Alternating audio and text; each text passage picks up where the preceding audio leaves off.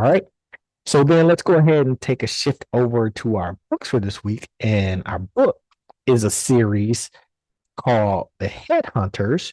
And this is about similar to the Detroit 9000 being a black and white cop.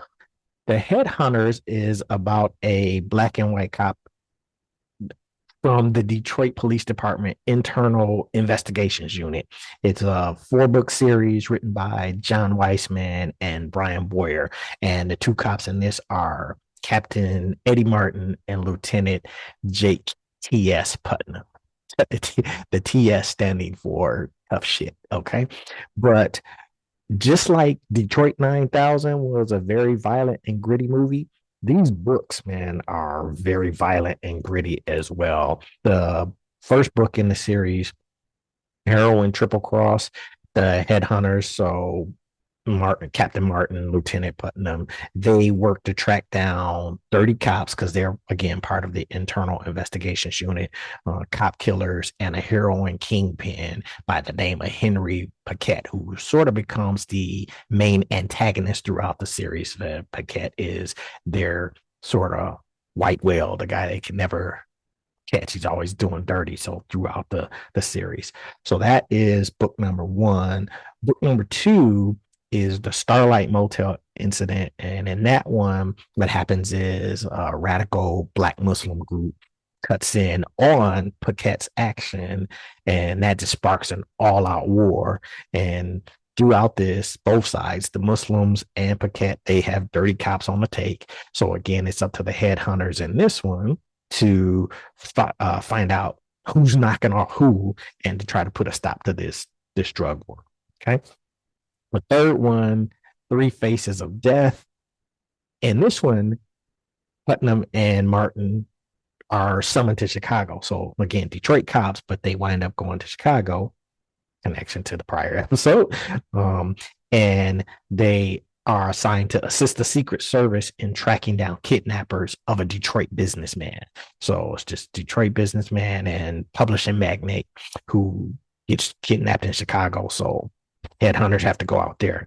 Now, the main villain in this one is a transvestite German with three different personalities. Who comes up with this kind of stuff? But that's hence the moniker Three Faces of Death. This transvestite German has three different personalities that, you're go through in the book. And then the last book in the series, oh, excuse me. What happens is they wind up tracking their nemesis, Henry Paquette, out to LA because he's trying to take over the cocaine business in LA through the guise of a record company called his record company called Piston Platters. And I'm guessing the Piston referring to the Detroit Pistons or something like that. But so Detroit cops headed out to um, headed out to excuse me, LA to solve the case. Now, the thing about the Headhunter series is if you look like right here, can you see this right here? It said coming soon, major motion picture based on the series. There's a connection here between this series and the Detroit 9000. I don't know if I can't say with certainty because Detroit 9000 came out before the books did. The books came out, books one, two, and three came out in 74. Book four came out in 1975, whereas Detroit 9000 came out in 1973. So I can't say that, that movie was based on the books or books based on the movie. But the connection is in this particular book, in book four, director Arthur Marks, who's the director of Detroit 9000, he plays a part in the movie in the sense of he is a friend of a friend of Captain Martin.